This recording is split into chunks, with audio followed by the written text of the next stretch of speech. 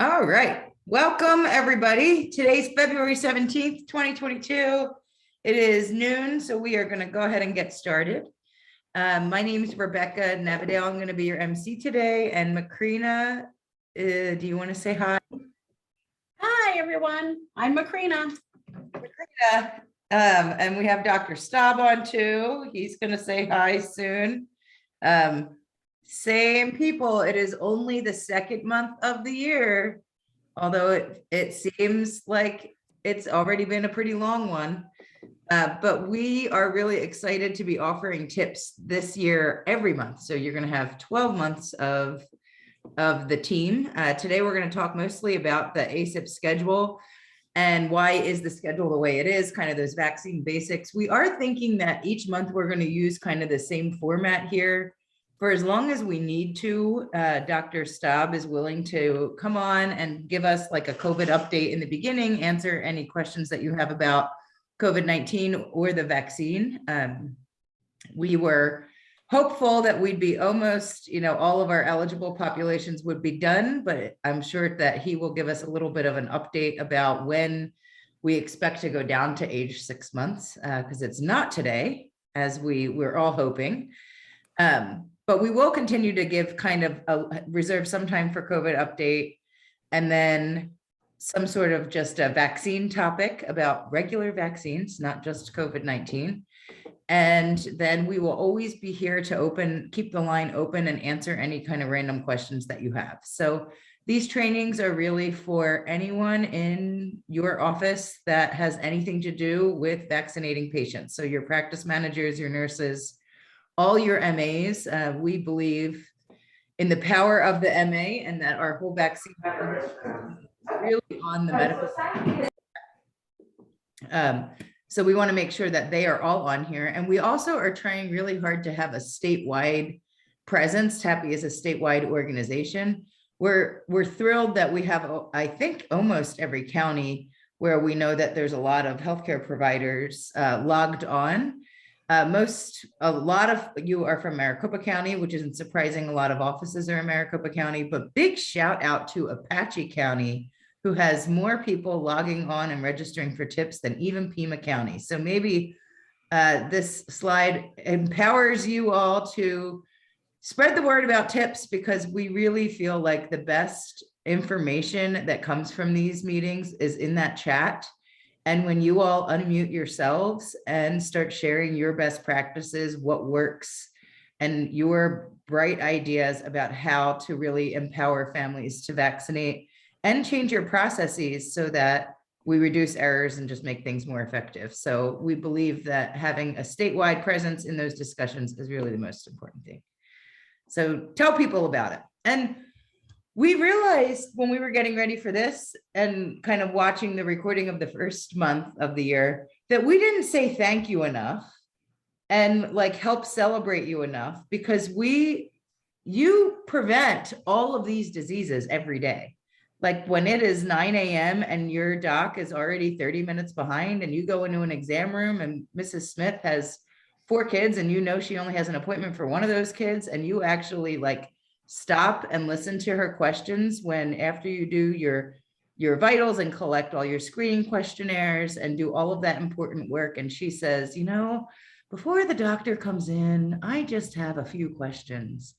You take a breath and you answer those questions, and you do such an amazing job in helping your families feel confident in their decision to vaccinate their most important people in their lives. And we just thank you for everything that you do and hope you realize you're saving lives. Oh, you're saving lives. And you are doing one thing that I think most nurses are terrified to do, and that is give immunizations to young children. You make parents feel really comfortable about giving those little ones 3, 4, 5, 6 injections at one time. And that's a feat, and that is a skill that not everyone has, and that many of you, most of you, all of you have mastered. So thank you so much. And we will promise to thank you a lot more in future tipses, and we'll do that verbally and in our chat, and we'll do it with more prizes. So I am going to turn it over to Dr. Nick, but we will get a prize going to whoever asks the first question about COVID, because Dr. Nick is going to be talking about COVID. So whether you do that in the chat or unmute yourselves, we will give you a prize in appreciation of getting discussion going. So Nick, are you going to share slides today, or did you?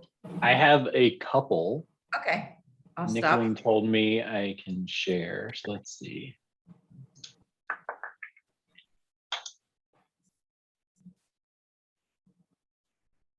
That should be successful, right? Yep. Okay, cool. So not a whole lot to share in terms of slides with you all, but again, I'm always happy to join and talk to you about COVID or whatever the topic may be. So this is really exciting. I wanted to start with our EpiCurve here in Maricopa County. And I promise you, if you are from other counties, that your EpiCurve looks similar. This looks very similar to the EpiCurve for the United States as well. And what we see is that over the last couple of weeks, we have seen a precipitous decline in cases here in Maricopa County. We're excited that as of just the last couple of days, we have dropped below our previous, this would have been our Delta surge, right? So our Delta surge was this biphasic kind of double humped surge here. And our case numbers just went below the height of that. So it's very encouraging to us in public health. We are hoping that it continues to fall. But again, we don't know where it's going to kind of stop. Again, we expect, just as it did previously between our previous surges, that it doesn't completely go away, that it kind of stops with just some kind of low level transmission within the community. So we're waiting to see where it bottoms out. In terms of, we talk a lot about community transmission rates, and we use a 7-day average to describe that. This has been one of the metrics that we have used to determine some of our guidance and recommendations around masking and other mitigation strategies. So we still are high. So it's important to note that while we have dropped a lot, that we are still very high in terms of our community transmission rates. We had previously earmarked high transmission as rates greater than 100 cases per 100,000. Our most recent number out as of yesterday, and this is for the week of February 6th through the 12th, is 288 cases per 100,000. So just about threefold higher than the mark for high community transmission. But again, you can see that since the beginning of January, those transmission rates have come down very significantly, as has the percent positivity dropped from the high 20% down to about 18%. We are currently talking with colleagues across the country about these community transmission metrics. These were really based, were developed a year and a half ago around earlier variants, and at a time when there was less community protection against disease based on either vaccination or natural infection. So we're kind of talking about how we may kind of adjust this or look at other metrics, really trying to look more at the severity of disease than the absolute number of cases that we're seeing, kind of more in line with how we have described and responded to influenza. And so again, we are looking to transition to those types of metrics here probably in the coming months, but ideally in line with other states, counties, and hopefully the US and CDC recommendations. So we all went through a little bit of whiplash at the end of last week. We were expecting that on the 15th, this week, that the advisory committee to the FDA was going to meet to consider data from Pfizer trials for kids 6 months to 4 years old. And we were so assured that that was going to be the vaccine was going to be authorized for that age group, and then to follow by ACIP and CDC, that we had even started to allocate vaccine out to from the federal government out to states and local jurisdictions. So we were on that road when on Friday, the FDA announced that they would not be reviewing that data and that they were going to indefinitely postpone that. And so our distribution was currently held. We were excited that in the couple of days that we had providers requesting vaccine to vaccinate this age group, that we got requests for 34,000 doses in Maricopa County. So we definitely had quick uptake and interest from providers to order vaccines to start vaccinating those kids. But again, all that is on hold.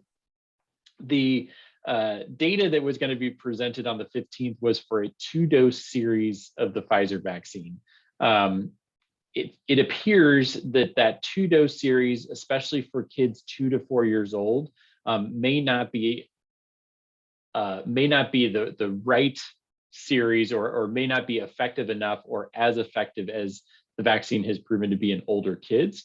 And so what Pfizer is currently doing is expanding their trial to look at a 3-dose series. And so the data that we are waiting for, the data that FDA is waiting for, is the data related to that 3-dose series. And they expect that they should have that in April. So April is kind of our next best guess at when we'll be able to reevaluate this data. Another thing I recently read that Rebecca just sent me an article this morning is it looks to like as they got more data as Omicron surged, that we all know, or you probably have heard of people who've gotten COVID infections even after being fully vaccinated and boosted. And just because we know that Omicron is more adept at kind of getting past that vaccine acquired immunity, usually not causing severe disease, but still causing infection. So all that saying that the data that was going to be evaluated this week just needs a little bit more time to develop before the FDA considers it. And then the other thing I wanted to share with this group, this was data that came out in an MMWR that was released today, at least with today's date. And it was a study looking at pregnant women who were vaccinated during pregnancy, and then looking at the course of those infants through 6 months of age after birth. And what they saw was a 60% reduced risk of COVID-19 hospitalization in babies under 6 months old who were born to moms who were vaccinated during pregnancy. So I think this would have been, it still is very nice. It would have been very nicely accompanied by the authorization for vaccine for 6 months to 4 years, because then, we all know that after we get that vaccine for 6 months to 4 years, the only remaining kind of population that doesn't have access to the benefits of vaccination are 0 to 6 months. And this just shows that if you do vaccinate mom, that you do get a benefit in baby up to 6 months. So very encouraging news. Another tool in our armamentarium to really try and encourage women who are pregnant to get vaccinated. That is all I have planned to share, Rebecca. All right. So we had a question about, do we think, does your crystal ball say we're going to be getting COVID vaccines annually?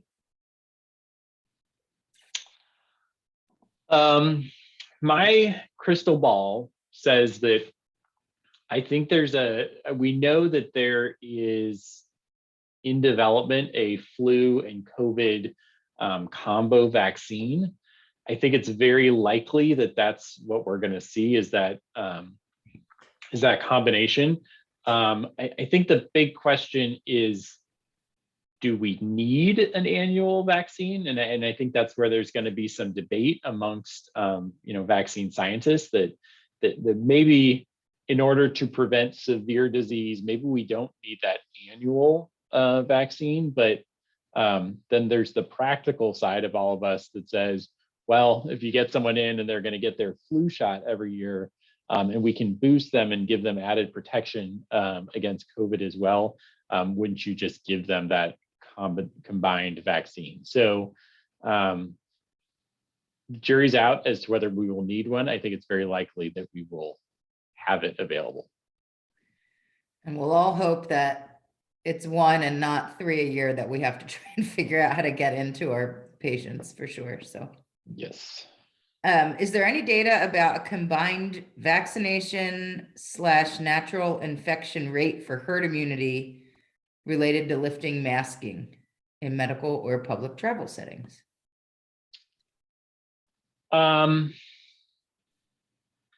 So the problem is, we can get at the number, we can get at the percent of the population that's vaccinated because vaccines are required to be reported to the state. And so we can get that, we can know the number of people who are vaccinated. That gives us some percent of the population. What we don't know is the percent that have had an infection in the last year. Sure, we have our numbers, but we don't, we can pull out, we know when there are repeat infections. So you could start to work at that, right? So you could start to work at how many people have been vaccinated, how many people have been infected, how many people have been reinfected, either after natural infection or after vaccination. We don't do that routinely, but we could get at those numbers.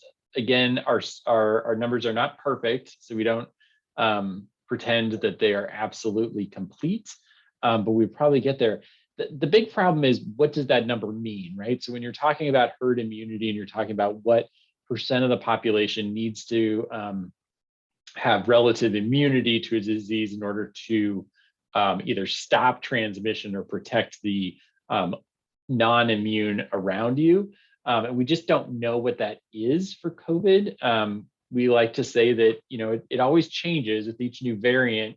You kind of up the ante in terms of what percentage of the population needs to be immune in order to get herd immunity. And so it's definitely a little too complicated in order to use to determine recommendations and kind of policy, I think, as you're trying to get here in terms of lifting masking and public travel. I think really those community transmission metrics and those severity of disease metrics are probably what we're going to land on, mostly because we collect that data in real time and kind of know how it changes in time. So I think that's probably what we'll use from a policy level. All right. Any other questions? COVID questions? I'll stick on for a while, Rebecca. Thanks. I do. Oh yeah, Teresa, go ahead. Yeah, okay. So as first responders, when this new vaccine comes out, are the first responders or the frontline workers going to get the vaccine first? Are you talking about the combo? combo Yes. flu?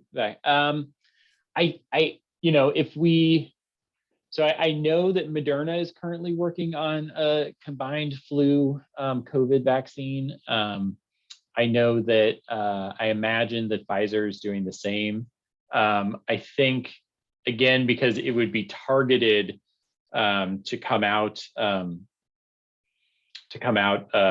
when we normally do flu vaccine, I imagine. I think the supply will be enough that we won't really have to worry about prioritizing groups to be first receivers. I think it's going to be more like flu vaccine, that it's just going to be available when you go get your flu vaccine. And will it be different every year? That's a good question. So coronaviruses in our normal human coronaviruses don't mutate as fast as SARS-CoV-2, the virus that causes COVID, has. The reason why it's been mutating so fast is because we've had such high transmission because it's a novel coronavirus that none of us had ever seen before. So that's why we've had all these significant changes in the spike protein and in each of these new variants. The cool thing about mRNA vaccine technology is it's pretty easy to just adjust the sequence that you use to throw into the vaccine based on whatever is circulating. So, the potential for these mRNA vaccines against flu, and in order to adjust to meet the circulating influenza strain, is really something that we haven't yet tried, but it's going to be pretty cool to see how that works in the coming years, and to see how relatively quickly we can adjust the flu strain that's in the vaccine relative to how we have adjusted it up till now with our current vaccine technologies. So it's just a lot of surmising. I'm not an expert in that area. Any other questions? I got another one. Yeah. Okay, so the 5-year-old and up, if the child is coughing or has a common cold, are they still able to get the second vaccine? Because it's like was it the 28-day? Yeah. So there's, Yeah. so I would follow whatever your practices, routine kind of guidance is for being vaccinated with any vaccine. And Macrina, I'll let you jump in here if I say anything wrong, but there's no real absolute contraindication to getting that second dose. I would say, if you are having fever and ill, you may defer getting that vaccine until you are recovered from whatever that illness is, just so that you don't tack on the side effects from the vaccine on top of your current illness. But there's no medical reason or physiologic reason why you wouldn't get that vaccine. But Macrina, do you have something else to say? No, that's exactly right. Just like we do with any other the routine childhood vaccines, mild to moderate illness, you're okay to immunize.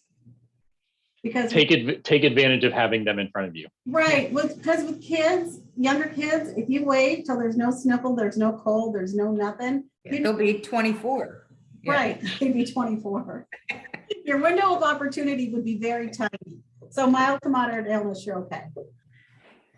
And I see the other question in here about the combo vaccine being available for pediatrics. I just don't know enough yet about what's being developed and what population they're targeting. I imagine they would be trying to target as broad a population as they can. Yeah, there are thousands of studies going on about vaccines right now.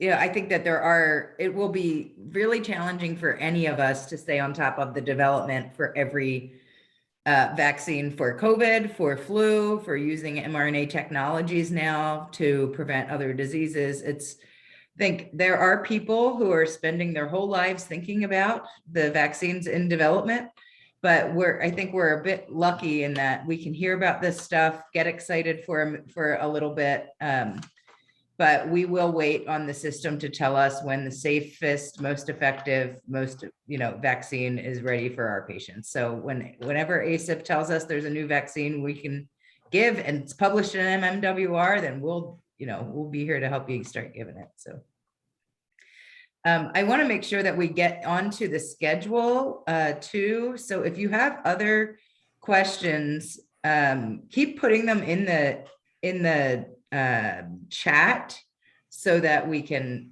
get to them throughout the rest of the time. And Nick, if you want to look through there and if there's any COVID specific ones, go ahead and start answering them. I'm going to share my screen. I have a quick question. Oh, go ahead. Okay, so since we got the new gray cap COVID vaccine recently at our clinic, does it make it more effective than the purple cap because it doesn't have diluent? Macrina, do you want to take that? No, not at all. It's the exact same vaccine as the purple cap. You just don't have to dilute it. Okay. This is one time where everyone made life a little bit easier for us. And there probably won't be much purple left soon, purple cap. We're only going to be having gray and orange. And then the future product, the one that will be for those small kids, and we'll let you know when that happens. They're not meeting until next month, but that will be another color and another presentation. Just a heads up for you to start planning on that. Okay, so Macrina, your hair is not blue. Our cartoon Macrina. Actually, it's purple. Yeah, our You got me purple. Macrina has purple hair today. All right, so today we're going to talk about the schedule. Why is the schedule the way that it is? We're going to do a little bit of a brief overview again about what is immunity, how do vaccines work again, just so that we're all kind of thinking about the schedule from the same place. So vaccines prevent disease. They're really good. They establish herd immunity. What we didn't talk about was different types of immunity. So Nick talked a little bit about herd immunity. So remember, for a community to have herd immunity against a disease, it means that enough of the population has protection, it has immunity for the disease, so that that disease can't penetrate that population anymore. And we get that immunity by getting the disease or by getting vaccines, which is the preferred way to get immunity, because it doesn't make us sick and we don't have all of those, nasty side effects that you get when you get the disease. Nick talked a little bit about passive immunity too. That's when pregnant people pass immunity on to their babies. But that immunity goes away, really, goes away fast. And then Macrina, remind us what active immunity is. Active immunity. Active immunity. That's like when you actually Get the disease. get the disease, yeah. Yes, when you actually get the disease, and then you have to, the risk of hospitalization and death with the disease, as we've seen, is much higher than with vaccines. So, So no matter which kind we have, your immune system is designed to create immunity against diseases, to identify germs, to figure out how to fight those germs, and then to remember how to fight those germs next time that it sees that germ or bacteria or virus. So we're going to watch this brief video as a reminder.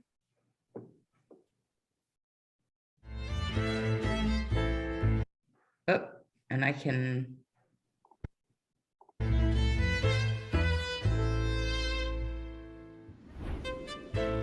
Immunity is a natural defense system of the human body.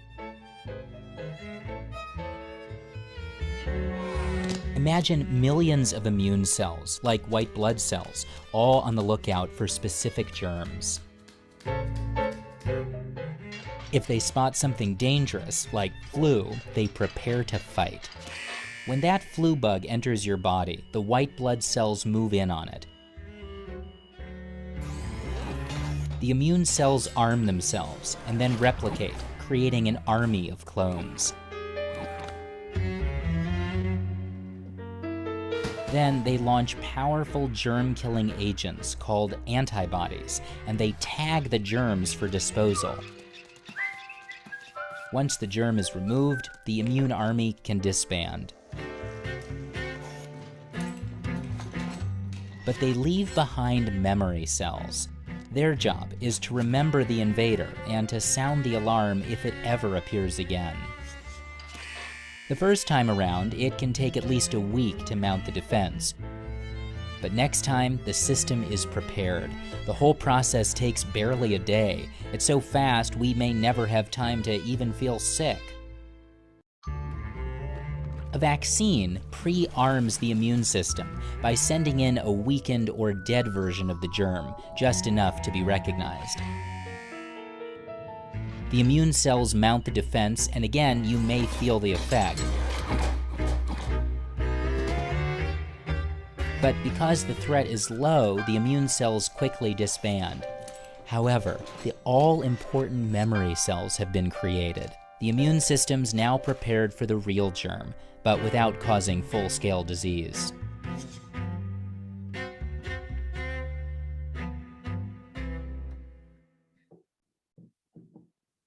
All right. We're always looking for good videos, so make sure that you email us good ones. But we like how that one really simply explains how our immune system works. When scientists are thinking about how to create a vaccine, they look at how our immune systems respond to a given germ, bacteria, or virus. And then based on how we respond and who that virus is really targeting, if it's like what population has the most morbidity and mortality, that helps them determine which technology that they want to use. So what's the best way to create a vaccine that's going to trick your immune system to be able to identify, fight, and remember how to fight next time that germ, bacteria, or virus. So Macrina, I'm going to turn it to you and tell us about these vaccine types. Okay, vaccines are made a lot of different ways. And here's the list of the different types. There's inactivated, live attenuated. Live attenuated, live attenuated is a weakened form of the wild virus. So it cannot cause disease. It produces immunity, usually with 1 or 2 doses.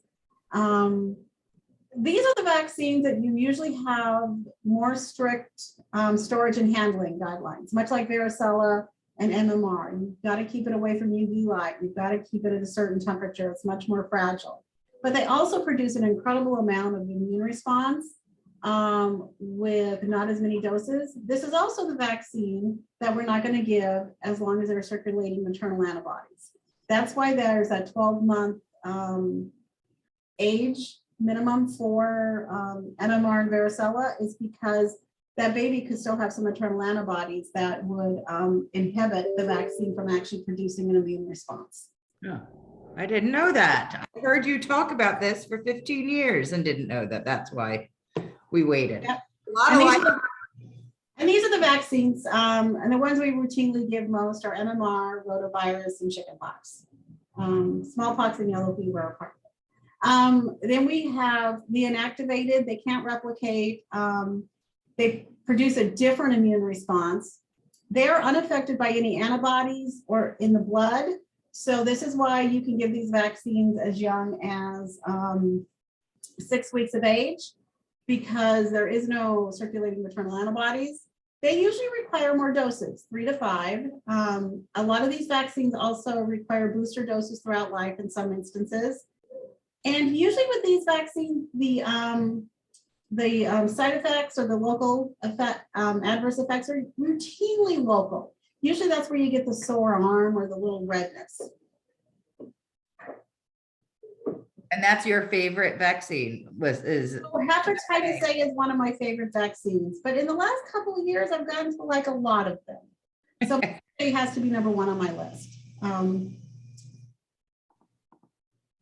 Okay, our new mRNA vaccine. Our new mRNA vaccine. Now, the technology has been around a while, so this isn't necessarily new technology. It's just that these are new vaccines that have been massively administered to all sorts of folks. And like Nick said, the best thing about this vaccine, the way they make this vaccine, is that it's very quick.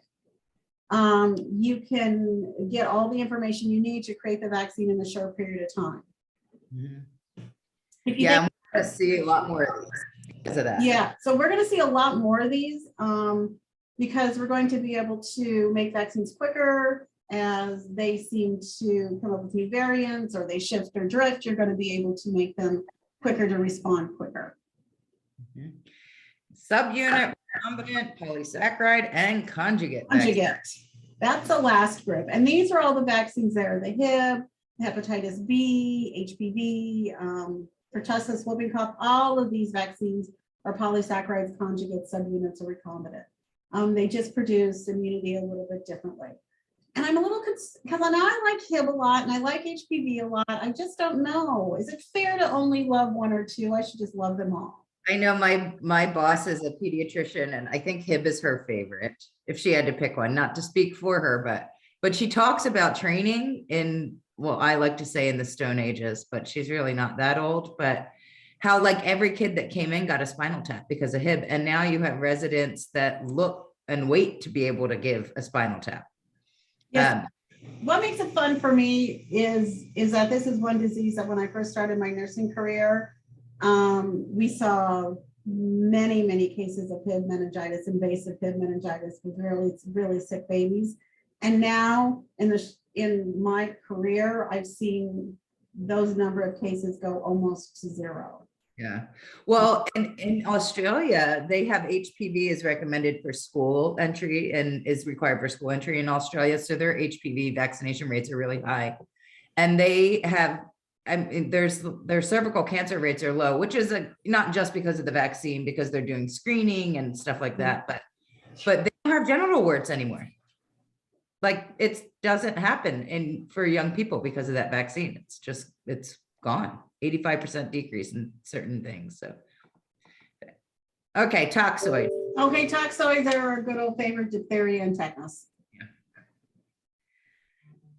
So I'd love if you have questions about if people are starting to ask more about types of vaccines, let us know in the chat. We just want to know, there's been so much more discussion about vaccines by regular people. I'm sure you're all getting, you're the people who you live with and you have your holidays with know all about vaccines now. And we want to make sure that people know how to answer questions about vaccine types, which we didn't normally really get from patients very often, but now we might be. So let us know in chat if you are getting those kinds of questions. So there's a bunch of just general old rules for vaccines and how they work. So Macrina's general rule number 1. Is the more similar a vaccine is to the disease causing the organism, usually the better the immune response to the vaccine. And that's, like I said, those live virus vaccines create an incredible immune response, those MMRs and varicellas. Mm-hmm. And usually with those vaccines, you're going to see a possible side effect that's similar to the disease itself. So like chickenpox, sometimes they'll get a little... They'll get a little vesicle. Sometimes with the MMR vaccine, the most common is 7 to 10 days later, a slight rash and a slight fever with the first dose, and that's pretty common. So we have a poll that some of you have already seen pop up. How many vaccines can be given at one time? I know that Macrina, don't give the answer yet. We'll give them a couple minutes. I won't. Seconds. I don't think we have. We'll give you all maybe another 5-ish seconds. All right. Macrina, what's the answer? The answer is there are no limits. The question should be, how many vaccines can you give at one time? There's a question to that question. How many vaccines does a kiddo need today? And we can, now can't necessarily co-administer all vaccines together, right? Can you give all the live, like every vaccine together at the same time? Right, yeah. Yeah, okay. Yeah, you give them all together. Now there is some spacing issues with the live virus vaccines, but other than that, they can all be given at the same time. Okay, so all vaccines at the same time, including COVID. Correct. Yes. Now, rule number 3, increasing the intervals between multi-doses of vaccine doesn't diminish the effectiveness of the vaccine. So there's absolutely no reason. I think the number 1 question we get asked is, I was due back in 2 months for my second dose of DTaP and it's been 4 months. Do I need to start all over? No, you just give the second or third dose right then and there. Decreasing the interval is going to interfere with the antibody response. So if somebody comes back and says 3 weeks after their first DTaP, I want the second one because I don't want to forget, you can't give it. It would need to be repeated. And let's do a reminder of our contraindications and precautions. Okay, so there's 3 permanent contraindications, and that's a severe allergic reaction to any vaccine component, encephalopathy, which is a brain swelling with no known cause within 7 days of any diphtheria, tetanus, or pertussis component, and a severe combined immunodeficiency, and that's rotavirus vaccine. There are 2 temporary contraindications to live vaccines, which is pregnancy and immunosuppression.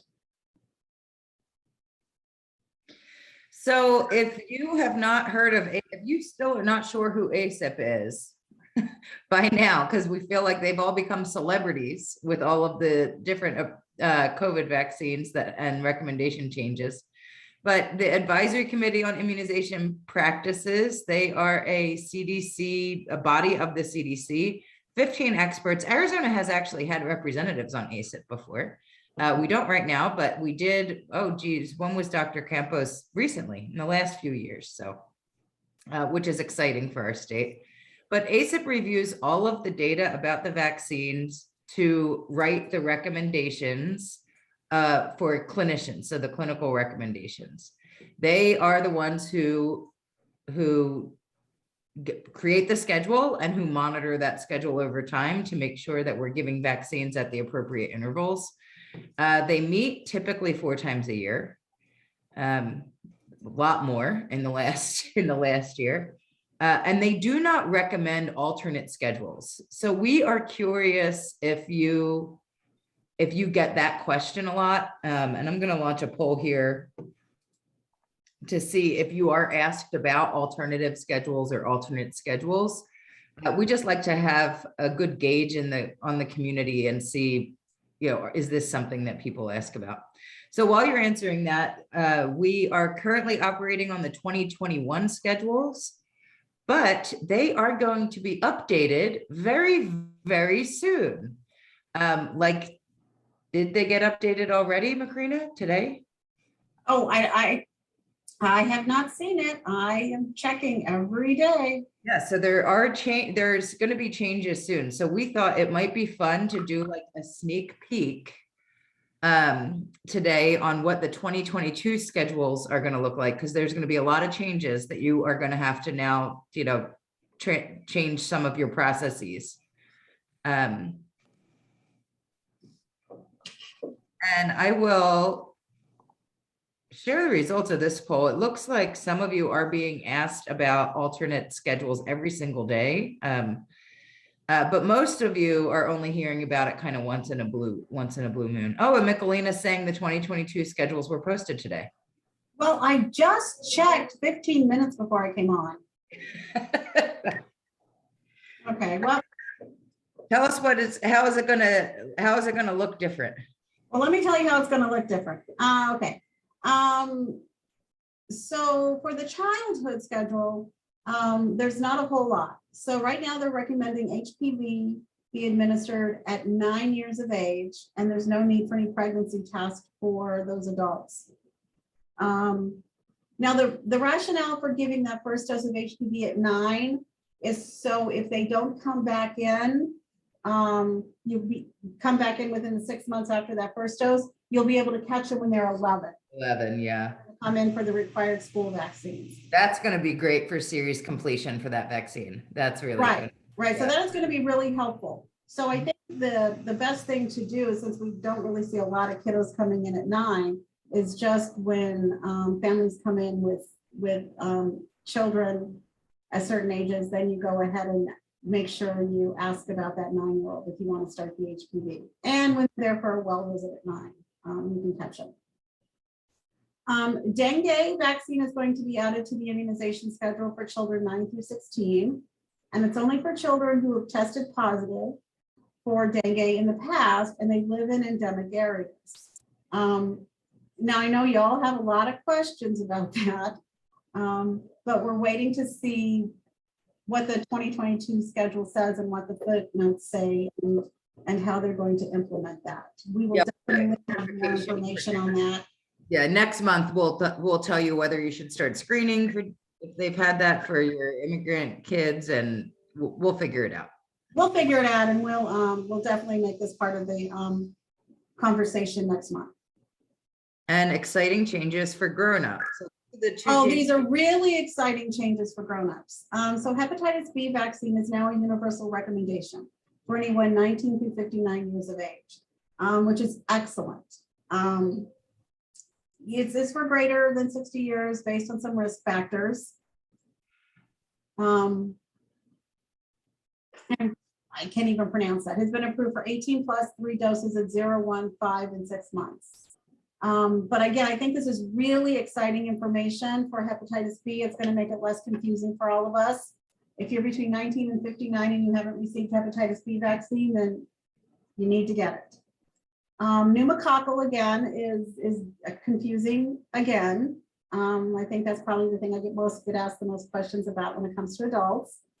So there are 2 ways to go, either PCV 15 and then PPV 23, or you give PCV 20 and it's a single dose. And then Shingrix, or the shingles vaccine, the 2-dose series, is now recommended for those 50 years of age and younger who are immunocompromised. And we will look at the footnotes to figure out what that means too and let you know next month. Yep. Didn't we say that the schedule would come out right after this? I know, right, when we. Yeah. All right, so there was a question in the chat about this vaccine, which I think Jennifer has already answered. But there was an announcement also that was put out by ASIIS about how to indicate this in your inventory. So can you remind us? Yeah, so this is really interesting. This is Vaccellus is actually a partnership between Merck and Sanofi to make this combined vaccine. And so in ASIIS, this is identified as a Merck product. So when you pull up Vaccellus, it should automatically populate that it's Merck. Do not change it to Sanofi. If you do need to fill it in, put Merck. But as far as ASIIS is concerned, this is a Merck product. Okay. So we are still, well, now we're not operating on 2021 schedules. Now, once the 2022s are posted, that's what they should be operating on, right? Right. And again, most of these changes are not real huge. I mean, the dengue, I think, is probably the one that's going to cause the most confusion and consternation for all of us. But I don't think you're going to have folks breaking down your door after lunch. Mm-hmm. So I want to make sure that we do have some time for questions, and there's quite a few in the chat. So for people who don't like reading and listening to you, I'm going to just read a little bit about it. So there were some questions about Novavax. That is an approved vaccine in Canada for COVID-19 already. It is, we don't know if we have not heard whether they're submitting for EUA consideration of FDA. But let's see, there was something on here too about combo vaccines, which I think that this question, Jen, do you see that question about, oh, I think you answered it already, about the 4th Hep B being. Yeah, that's always been a problem Yeah. with Pediarix and now Vaccellus, that you get the additional Hep B dose, but ACIP recommends combination vaccines above the individual doses in almost all cases, even though you count that additional dose as invalid. That comes up all the time. All right. Any other questions around the schedules? Catch-up schedule will also be updated for 2022. So make sure that you review that. We didn't see any changes. We don't think any changes, big changes are going on for that. Remember the schedule is not an alternate schedule. It's not a schedule people can ask for. The schedule is the ACIP recommended schedule. That's the one that's tested. That's the one that we use. The catch-up schedule is truly to catch folks up who are behind. And keep in mind that if someone comes in for the first dose of DTaP at 3 months, you're going to bring them back in 1 month. You're going to use that catch-up schedule for that second dose, then they're back on schedule. So use it whenever they're delayed. You don't use it routinely for everyday practice. And we did have an emailed question ahead of time around minimum ages and intervals. So can you go over this? Which I think you did already. But yeah, so the minimum age is just the minimum age that you receive your initial dose. 6 weeks for your DTaP, those products have 12 months for your live vaccine, your live virus MMR and varicella.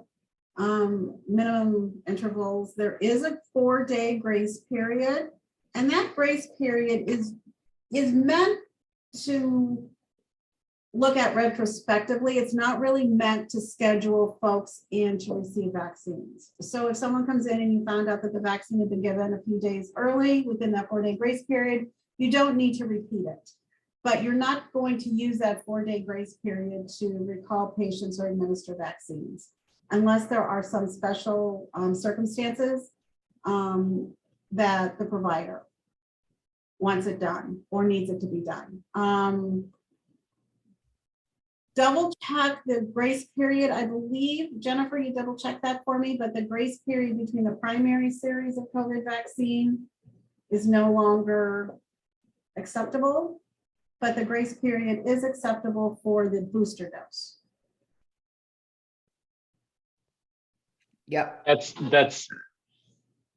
correct, Macrina. And then the difference was for many months running, if a dose was given before that grace period, it still counted. And then a couple of months ago, they updated their guidance to say that that's now invalid and should be repeated.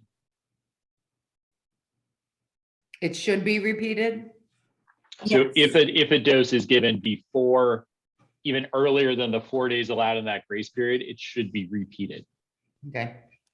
And Danielle, you have your hand raised. Did you want to unmute yourself and ask your question? So as far as needing to redo those vaccines that were within that original grace period, are we needing to contact those individuals and have them come back since the update, or is it just kind of going forward, we're gonna make sure, you know, that we do that? Sorry, to be clear, so the grace period is still in effect. So you still get that 4 days with the COVID vaccines. If you are even earlier than that grace period, they used to still count it. Now they're saying it is an invalid dose and should be repeated. So if you're still within that 4 days, you're good. If it's before that 4 days, then it should be repeated. But you still need to wait the interval between the invalid dose and when you repeat it. Does that make sense? So just to clarify, Nick, do you see how complicated this is, folks? So there is a 4-day grace period within the primary series, both Pfizer and Moderna. Correct. Correct. Okay. So the 4-day grace period is effective on all vaccines we have. Only if it's given outside that 4-day grace period, 5, 6, or 7 days, do you need to repeat. But as far as like past ones that were done, that it used to be a little bit longer than that and it was still counted, are we need to go back and contact those patients for or, you know, in the past, or just leave it as is, and if they come in, then at that point, just catch them up? So I think it's just for a retrospective review, I wouldn't go back and call people. Okay, perfect. And also to be clear, this only applies to the doses being given earlier, not later. So if they're given later, there's really no upper limit of how much later that second dose can be given and count as a second dose. Okay, yeah. No, or COVID vaccine. About the one that would have been given prior to a 4-day. Sure. Oh, yeah. Because we had one that popped up while I was doing auditing, and she was given it 7 days prior for the Moderna vaccine, which made it only the 21 days. So.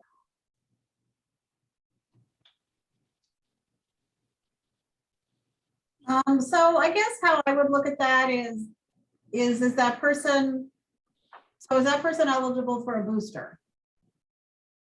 She would be, yeah.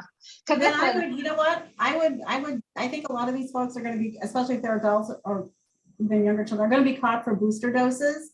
So I think probably the best way to handle that is to just say, listen, it's time for your booster. Okay, perfect. Thank you. Yeah, I wouldn't definitely repeat that second dose if she's due for a booster. Okay, I appreciate that. Thank you. Yeah, And boosters are now 5 months, correct? 5 months, correct. That's Teresa. 5 months for the mRNA vaccines. Yeah. 2 months for Janssen, and And then routinely 6 months for every other vaccine. yeah. There's all sorts of special circumstances. Do you see why Rebecca and I and everybody here appreciate everything you do every day? Because this is not easy to keep up on. It's not, and you can't know all of it on the back of your, you have to just use those schedules, look at them, reference them. We have a lot of tools for your office, calendars, different schedules, handouts that are free that will now all be updated with the 2022 schedule for you to hang in your office to help your providers and help your MAs make sure that they are screening correctly. Especially as you transition processes to start screening Hep B for everyone, between 19 and whatever that age was. You're gonna need tools available. And I think we hear a lot about, confusion and questions about why is the schedule the way it is, and the importance of following ACIP schedule. This has been tested for a long time. These are pictures of schedules that I found in a file cabinet, because Macrina has files in her office. Yes, Macrina has files in her office. She actually has paper. And She still uses paper. I know, and I still watch TV commercials. So yes, I'm old school. But look, these are old schedules, and this hasn't changed. So when people ask and are concerned about studies and research, we go back to 1960 with DTP being given at 2, 4, and 6 months. So I always like to say I'm 58 years old and I got my DTP at 2, 4, and 6 months. So they've been following this schedule and following disease for a really long time. Once a vaccine hits the market, they don't stop looking at it. They look at disease and they look at vaccine and they look at it every day and they look at it all the time to make sure the schedule is still effective. Even look at how they changed DTP and then came up with DTAP because it was less reactogenic. Well, and HPV, that went from how that went down to a lower dose series because as we were giving it younger, they saw that, there was protection. It was sufficient protection. So. Anybody remember when meningococcal was only 1 dose vaccine and now it's a 2 dose? So they really do pay attention to the vaccine and the data and make changes as they need to be made. So there's still a bunch of questions coming in and we're going to make sure that we keep the line open so that we can start answering those questions.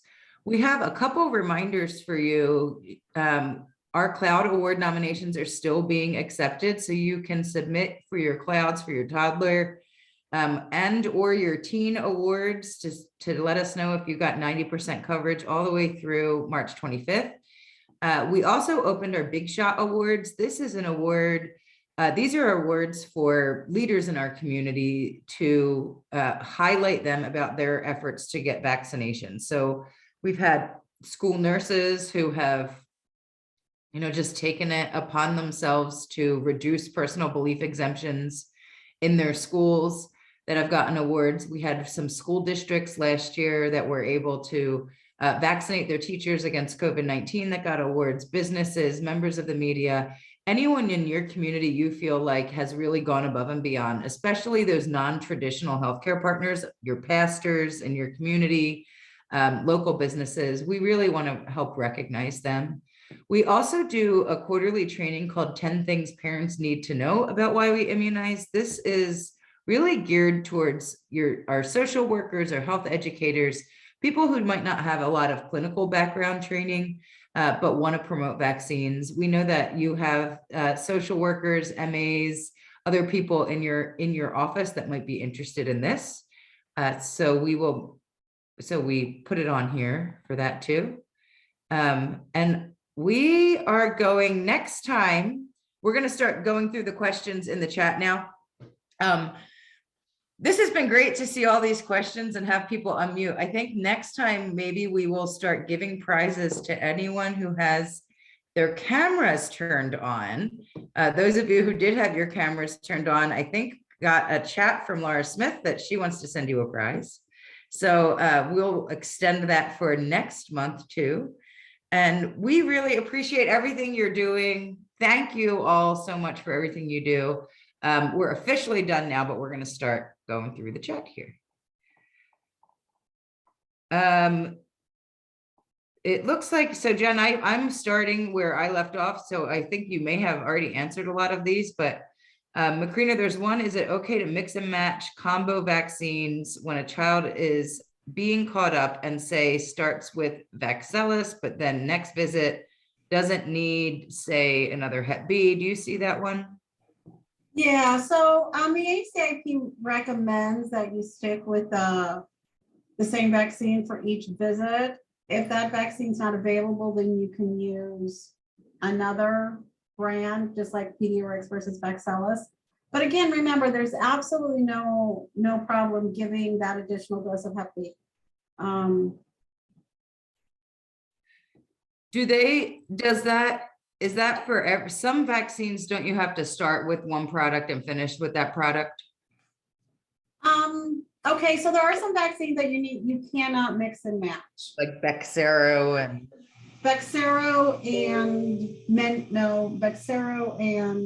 whatever the other one is. This is why, This is why Bexsero and, come on, somebody, Trumemba, thank you.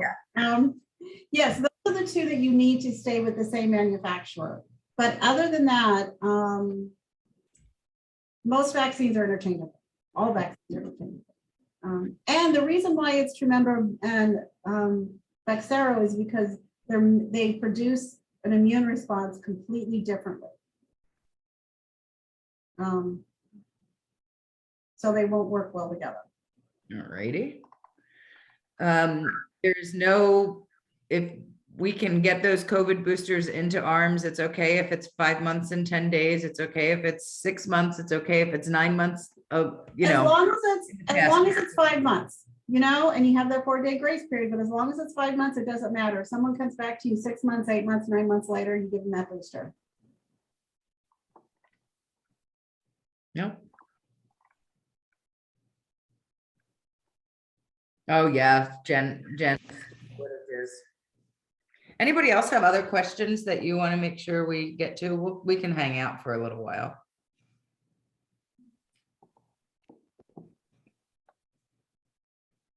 I have another question about the COVID vaccine.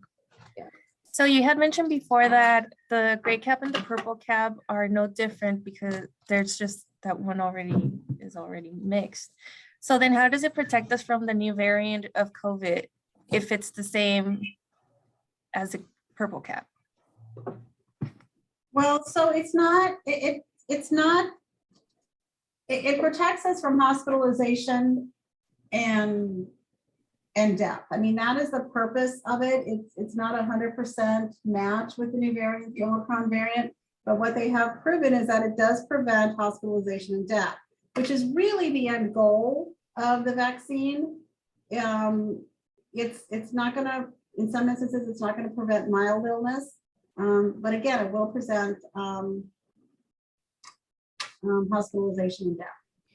Well, I think the vaccine didn't change, the packaging did, and that happens a lot. So especially for those of you newer to vaccines, it will happen a lot. So for example, if we start noticing a lot of administration errors in VAERS, if they start seeing like a trend in administration errors for a specific vaccine, then they will go back and look at the packaging to see if there's something that had to do with the packaging that created those errors. And then they'll start packaging it differently.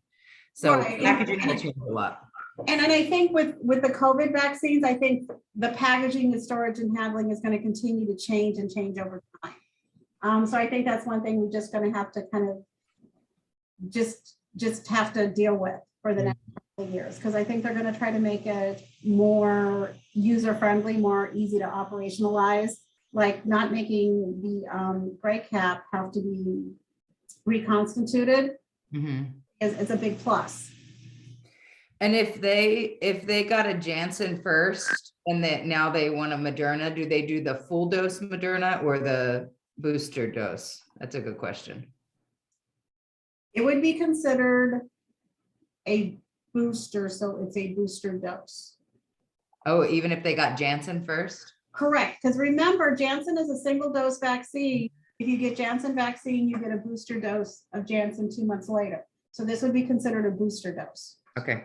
But hang on to that. This is Jennifer. Hang on to that because ACIP did talk about that the other day, and they're going to continue to. They may be changing that to a full dose for the J&J booster, but for now, do the half. As my grandmother used to say, we all need to be willows. We just bend with the changes. Well, and I mean, when else have we gotten this many millions of vaccines into arms this fast? So the data, it's so much to process the data. I mean, we heard Nick say that's part of the reason why we're waiting on the 6 months through 4 years, you know, is because of just the massive data that we have.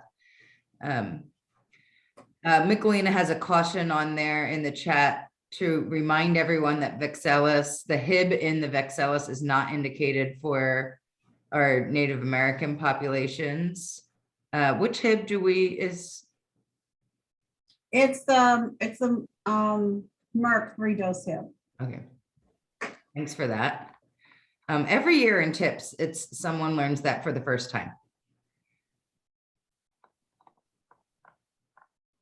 I'm sorry, what did you say about that? Native American? Native Americans need to receive the Merck 3-dose Hib. That's a recommended vaccine. So if you're using the Vexelis combo vaccine, remember that that Hib won't count. You know, you should give them the other Hib, Macrina. Yes. Yeah. Okay, thank you. Mm-hmm. And I think why they didn't, because Vexelis is a partnership between Merck and Sanofi. I believe why they didn't use the Merck Hib was because they weren't able to get the same seroprotection when they combined it. Okay, sorry, but can you repeat that one more time about the Vexelis and the Native American? Okay, Vexelis does not use, there's a vaccine that is recommended for all Native American population as far as Hib, and that's the Merck vaccine, which is a 3-dose series. So that Merck, that is not in Vexelis. So Vexelis would not be recommended for our Native American population because the Hib isn't the appropriate Hib. Does that make sense? So what you're saying is the Hib needs to be given apart then, right? Yes. Okay, got it.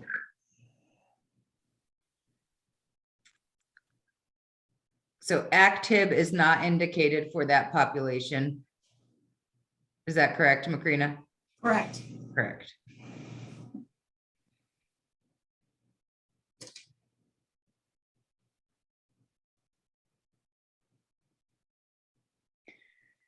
Any other schedule-y questions or random other questions? When is the pandemic done? We will not be answering that question today. But we are equally sick of hearing it.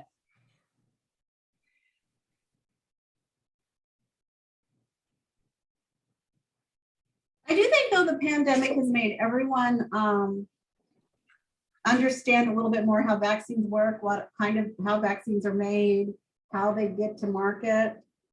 Mm-hmm. Oh yeah, my family are all experts, Macrina, total experts now. Oh, so is my husband. It is good because, I mean, even just how our immune systems work, I think that we don't really, maybe we learned it. I'm sure we learned it in 4th grade or something, but it didn't stick in my brain till I started doing this kind of work. So I think that's all good. And seeing system, even though it is confusing and giant and things change really fast, it does create an opportunity for people to engage more and consent, you know, to their medical procedures. So understand more. That's good. And we talk about the vaccine rate for COVID and how we'd like it to be higher.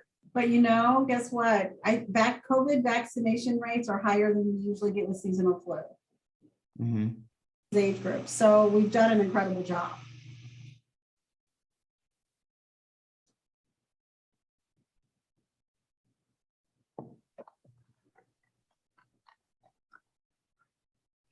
Thanks, Jen. There's a question, is there going to be an immunization conference? Do you know that, Jen? No, there is not going to be one at this time, not for this year, and I'm not even certain about next year yet. So, you know, that's one of the reasons why we're kind of trying to do this monthly, so we can get everybody together and exchange information on a more regular basis, since we don't have, you know, the conference where everybody gets new information, and then these during the summer, that kind of leaves us disconnected through the year. So we can add additional things if, you know, if you'd like, if there's specific items from the conference that you usually rely on, getting the information there from, let us know, and we'll try to add them to this series.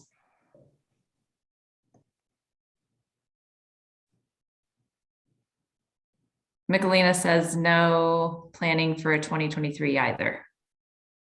We are having the awards program this year. We're going to do an outside reception. So for those of us who miss seeing each other all the time, when we do the awards for the Cloud Awards and the Big Shots, we'll have a reception at the Phoenix Country Club that evening and get to see each other. Live and in person and not on a screen. Yeah. And Sylvia in the chat, you are correct. You should not vaccinate your Native American patients with Activ. You should use the Merck 3-dose product. See, I sound like a nurse, right, Macrina? Yes, you do. And at this point, you're really close. I'm very foggy today. You know, this morning when we did our run through, I said, I think I'm about to start an allergy attack, and I kind of feel like I'm floating from my nasal spray, I think. So I'm glad I'm remembering that Active stuff. It's like pollen central in Phoenix right now. It's just been my eyes, if I do one more COVID at home test, I'm gonna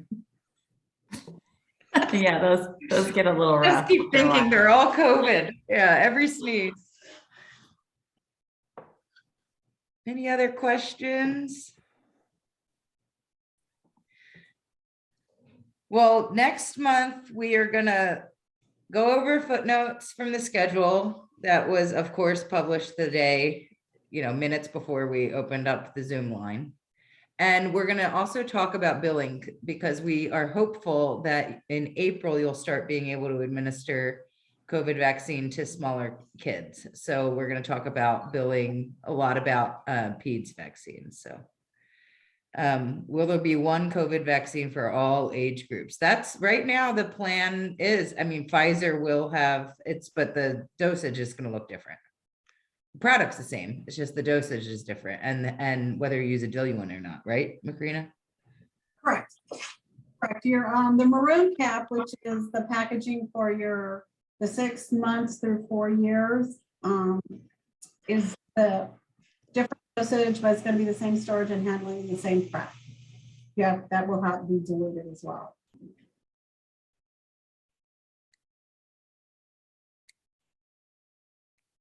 Anything else?